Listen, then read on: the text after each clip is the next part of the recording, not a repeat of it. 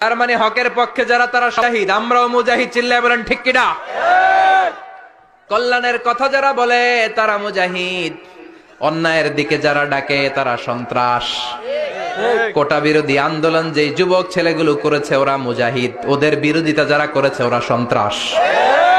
নিরাপদ সড়ক চাই আন্দোলন যে ছেলেগুলো করেছে এক একটা মুজাহিদের বাচ্চা, ওদের বিরোধিতা যারা করেছে এক একটা কুখ্যাত সন্ত্রাস। এজন্য হকের পক্ষে